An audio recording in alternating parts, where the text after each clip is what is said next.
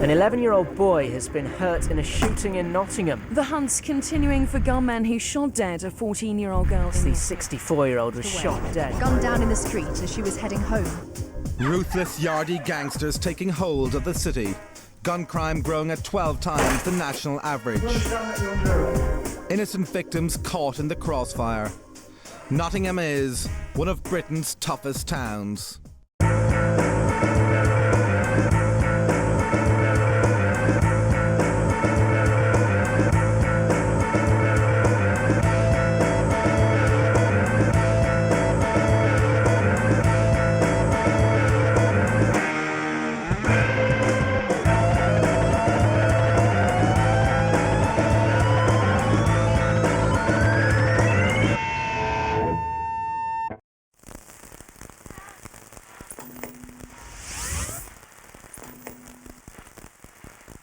Nottingham once produced much of Britain's coal, but since the 1980s, spiralling unemployment has led to large areas of Nottingham falling into poverty.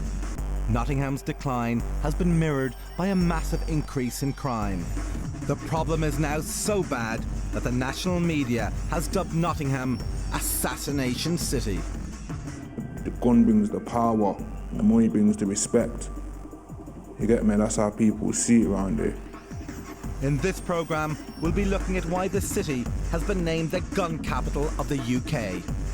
We're getting innocent people shot in this city. We follow the police as they tackle gun crime on the front line. And speak to those most affected by the violence. They actually drove off in the car and left Brendan lying, dying, in a pool of blood in the middle of the road.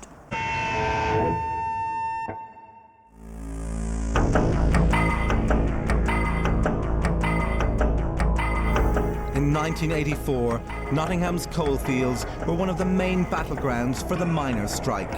Men from 16 forces had been drafted into the area, including special units equipped for riot control. Miners and police clashed at the picket line as the trade unions fought against the government's plans to close a large proportion of Britain's pits. At the start of the 80s, 40,000 men were employed in Nottingham's coal industry. By the end of the strike, more than 30,000 of these had lost their jobs. Large parts of the city fell into decline. Many areas are yet to recover. We have some of the most deprived council areas in the country. If you look at every single problem facing major cities, we've got it. The increased poverty levels were paralleled by an escalation in crime and a rise in the use of drugs. By the end of the 1980s, a government report stated that Nottingham was one of the 4 worst areas for drug-related incidents in the country. At the time, the authorities had started to see an increase in the presence of Jamaican yardies operating in major cities across the UK. The yardies were looking for areas to deal crack cocaine. With its rising unemployment and a high demand for drugs, Nottingham provided the perfect conditions for yardies to set a base in the city. They saw a gap in the market and exploited it. What was the difficulty for us was that they brought firearms. And that's where we got the escalation in gun crime. They're always looking for different areas to get into. And the bottom line is that if there's a turf that they see that's going to be lucrative, they will do anything to get into it. And part of the problem is that they're very ruthless and they will kill to get whatever they want. The yardies moved into the Radford area of Nottingham, a rundown estate close to the city centre. Over the following years, they built up a fearsome reputation in the city for using guns to control their turf. The ruthlessness and the viciousness with which they execute, their means and ways to attain what they want is something that, people never can fully understand or comprehend. The community lived in fear as anyone who spoke out against them faced violent retribution. In 2003, Omar Watson was set to testify against a yardie gang. The week before trial, he visited a barbershop on Peveril Street. Well, this is Nefertiti's Secret, a former hairdresser's or barber shop. And this is when Radford in Nottingham met the Wild West almost. Omar Watson was sat having his haircut one day when he was actually shot and killed. Now, he'd survived an earlier attempt on his life, and was due to testify against 2 men from the Jamaican community against that attempt when he was actually shot, and the men who shot him have never been brought to justice. The police responded to the threat of the yardies by setting up Operation Lance to target illegal Jamaican nationals operating in the city. If you look at the number of people deported who are largely Jamaican nationals that are here illegally, there are just close to 199 of those kinds of people have been deported. Today, the police are acting on a tip-off about the location of a known yardie operating in the city. Because of the dangerous nature of their work, the officers' identities have to be concealed. The fact they don't know we're coming gives us that element of surprise, gives us that 10-15 seconds to get in there and control the situation. You're never going to be 100% sure who's in there or what's in there, so there is that element of danger.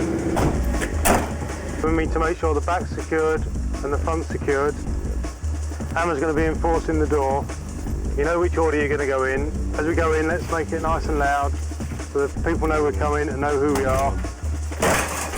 Please! Stay where you are! Please! Stop in these rooms. Okay, are you the only person here? Yeah. As some of the officers apprehend the suspect, others surround the house. Are you dressed under there? Because we're going to search this flat. Okay, and we're going to search it while you're present. Okay, when you get up there, I want to search you as well to make sure you've got nothing on you that can harm me or you, okay? As well as searching the house, the Special Ops team conduct a thorough search of the garden. You could bury a firearm, you could bury drugs, anything can be buried. Anything that they obviously don't want us to find. The police have found their man. As suspected, he's an illegal Jamaican immigrant and will face immediate deportation. Since the police have run Operation Lance, we're beginning to see there are links between foreign nationals coming into this country and some of the criminality. On average, the police deport 1 yardie every week. The gun culture introduced by the yardies has now spread to all elements of the city's underworld. Certainly the gun crime problem emerged here significantly because of people that were here illegally, that had a propensity to use firearms in enforcing their criminal activities. Our local criminals, who weren't armed at that time by and large, had to compete or go out of business.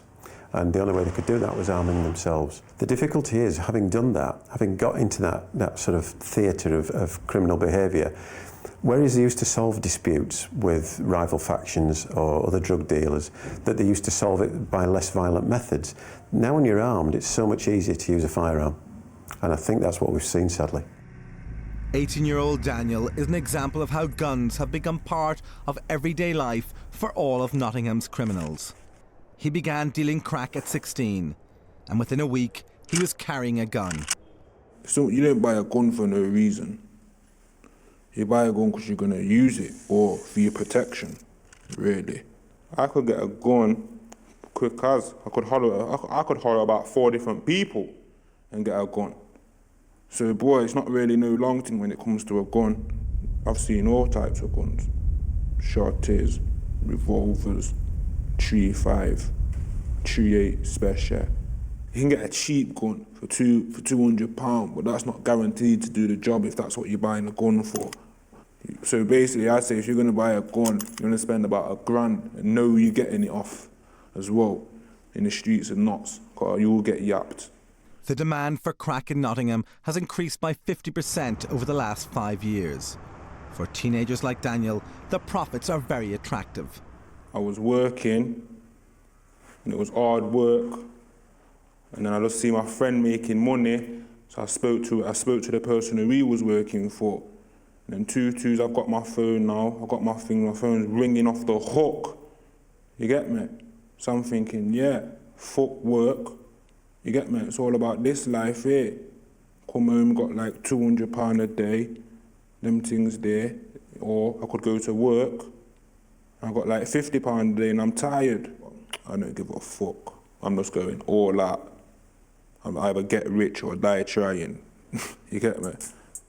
When Daniel was arrested, he was in possession of a firearm and a large quantity of crack cocaine. His story illustrates that, even for low-level street dealers in Nottingham, guns are a tool of the trade. A lot of it does boil down to the drugs. The police tell me that, you know, if they sort out the drugs problem in Nottingham, then they'll sort out the gun crime problem in Nottingham. That's what they totally believe. The police have set up Operation Stealth to combat the escalation of drug and gun crime. It was on one of their patrols that they picked up Daniel, and today they're out looking for more dealers like him. The gun culture isn't like a separate entity to any other criminality in Nottingham. It's all interlinked with drugs and gangs. While we're with the team, they close in on 2 more suspected drug dealers. The intelligence is about a couple of guys on bikes. Obviously they're on bikes, there's loads of alleyways around here. It's easy for them to get away, but as the police approach, they're just going to scatter. So we're trying to now get so we can be both sides of them. Yes, what I'll do, Yardie, is have a couple of us have a walk through, try and flush him back towards you. He's either going to come out here or down at the park, which is further along this road. So if someone wants to come with me, yep, we're coming through to you. No.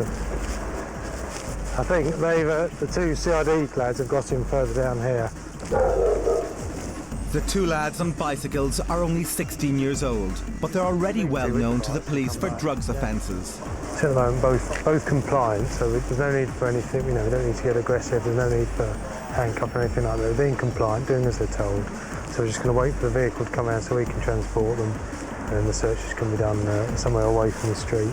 A search of the 2 teenagers revealed £800 and a 3-inch switchback blade. Traces of crack cocaine were also found, but not enough to lead to a prosecution. These young drug dealers were not found in possession of a firearm, but over the last 2 years, Operation Stealth has seized over 300 guns, 6,000 rounds of ammunition, and nearly £10 million worth of drugs. Gun crime in Nottingham has increased drastically because of the influx of ruthless yardie gangsters from Jamaica. The yardies moved into the city to peddle crack cocaine, and the local criminals responded by arming themselves so they could compete and stay in business. This has led to a massive increase in the availability of firearms in the city, and guns are now being used in seemingly random acts of violence.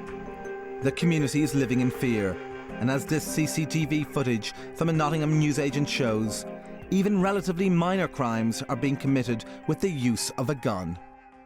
Nottingham's gun and drug problem is centred around a number of deprived areas. The worst affected is a large rundown estate just to the east of the city. If you look over there, that's the St Anne's area of Nottingham, and this is a real indication of how close that area is to the city centre, and the kind of contrasts in fortunes and the contrasts in money with certain areas, rundown areas of St Anne's, and no more than a 5-minute walk into the city centre where there's cranes and developments going on constantly. Reporter Daryl Jackson took us into St Anne's, where many residents are living in fear because of the escalating gun violence. St Anne's it's a very, very vast area, but it's not an area that's signposted. Local people just know where St Anne's is. Drug dealing and gun crime in St Anne's is so widespread that police have found kids as young as 14 carrying handguns. You've got the council estates, you've got where the gun crime is, where people have shot prostitutes along here as well. A recent report to the House of Commons stated a rock of crack cocaine can be bought for as little as £10, compared to the national average of 22. Unemployment here is treble the national average. The shootings are happening within the poorer areas, basically within these close-knit communities. In February 2002, St Anne's was rocked by a tragedy that illustrates how the availability of firearms has led to guns being used in seemingly indiscriminate acts of violence. 16-year-old Brendan Lawrence had lived in St Anne's all his life. He was travelling through the estate in a friend's car when they stopped in Watkin Street. Brendan's mom, Janice Collins, told us what happened. Brendan sat in the passenger seat waiting for the driver to come back, and 2 men actually went and shot Brendan dead, and then literally chucked him out in the middle of the road where Brendan died, and they actually drove off in the car and left Brendan lying, dying in a pool of blood in the middle of the road. Although a full investigation was held, a motive for the killing has yet to be established. I'm still looking, and I'm sure the police are as well, that this was mistaken identity. Nobody would want to kill Brendan Lawrence. He didn't have an enemy in the world. Brendan's shooting was not an isolated incident. Since his murder, 12 more people have been shot dead on the streets of Nottingham. A number of these murders have been linked to a long-running feud between St Anne's and a rival estate called the Meadows. The exact origins of the feud are uncertain, but it seems to stem from simple local rivalry. Disputes between youths from the estates have often ended in violence, a situation made worse by the gun problem. I was talking to one of my friends the other day whose mother still lives here as well. She said that the Meadows and St Anne's had this rivalry when she was a kid. That was in the 50s. But the trouble is, the difference then was they were using knives. But now guns are here, they can readily get hold of guns, they can get, you know, replica weapons and have them transferred and made into guns that they can use on the streets. We met up with 18-year-old Ryan. He grew up in St Anne's, and although he has never been involved in any violence, he understands the rivalry between the two estates better than most. He took us on a tour of the Meadows. The way Meadows is structured is the way people who live in the Meadows community are. They're just together. They don't like outsiders. They don't like outsiders coming and taking things from what's theirs, like girls, you with me? I don't think they really like someone who don't live in Meadows getting a job in, say, like a Meadows pub. If they can all trust each other and they all know each other, they know what people are capable of, if they're gonna run as a unit, nothing's really gonna fuck up their shit. Cause they're all together, they're like a big family. So, you get me, I can kind of see why they don't want outsiders to come in. The simmering tensions between St Anne's and the Meadows means that there is always a potential for violence whenever youths from the rival estates meet. Well, personally, I believe it's just to do with people, like, not understanding each other. You with me? Like, people don't know about the person. All they know is, like, the area code and where they're from. There might have been some tension in the past, what's gone on between these two different areas, and it's kind of still ongoing. A lot of the times when people have got the beef, they can't even remember the source of the beef. It's just what they do. When they see that person, they naturally, give them a bad look or brush past them or something. When I was a teenager, like these kids are today, it was probably a fist fight. But that fist fight didn't go on long because people used to jump up and stop the fight straight away, you know, whereas I think nowadays the kids are using the guns and people are too afraid to actually intervene, you know, to stop it. When we have like a carnival or something, when certain times when the different areas get together, sometimes there's a little bit of tension. In October 2004, St Anne's was the scene of a shooting that brought the severity of Nottingham's gun problem to national attention. Murdered in cold blood, a teenage girl is gunned down in the street. You have got to come forward and give the information to put these people behind bars. These people are evil. 14-year-old Danielle Becken died after being shot as she walked home with friends from Nottingham's annual fair. The Danielle thing, that's what I'm saying, like I never thought that would happen. I never thought that would have ever happened. Because she was just a young girl, there's no way, nothing she could have ever done could make her deserve that, nothing. So that's just someone going on stupid with a gun. And that's the first time, that like the first incident when I thought, you with me, things are bad. In the last 5 years, St Anne's and the Meadows have witnessed the worst of the city's gun crime. But recently, the problem seems to be spreading from these deprived estates to previously peaceful neighbourhoods. The residential district of Arnold on the outskirts of the town had no previous record of gun crime. But all that changed in September 2003 at a jeweller's in Front Street, when Nottingham's gun problem once again made the national headlines. An armed man had walked into the premises in a quiet suburb and opened fire on Mrs. Bates at point-blank range. Her daughter Xanthe, here looking at flowers left at the scene, was assaulted, as was Mrs. Bates' husband Victor. I didn't think it could be ever this bad. I might have get jabbed with a knife. I might get something with a pickaxe handle. I never thought or dreamed that anybody would murder or try and murder my daughter or my wife in front of my very eyes. And there appears to be no reason at all why Marion Bates was shot. It's probably just an example of how ruthless people are becoming. They're much more prepared to use a gun now, much more trigger happy than they used to be. The thing with Marion Bates is, you know, with her case, she was shot in Arnold, you know, a quiet town. That's why that case was so significant. That's why it made the police think, oh, we've got a problem here. It's moving out now. We're getting innocent people shot, you know, in this city. Nottingham used to be a safe place, a brilliant place, a buzzing place. But if I had teenagers, which I've still got one, you are concerned when that child goes out for their safety. I think it's definitely going to get worse, especially when the police get guns, because then next one they're going to think, well, now police get guns, I'm definitely going to need a gun. It doesn't matter how many police officers you've got, people will still have the guns and they will still be able to fire them. There are people out there in Nottingham at the moment who are walking around there just itching to use these guns. I fear that the situation will get worse before it gets better. I think we're going to see a lot more shootings. I don't think this is the end of the story in Nottingham at all. I've heard it all before. They said it when Brendan died. We said it when Marion died. We're saying it again because Danielle's died. But I don't think for 1 minute Danielle will be the last.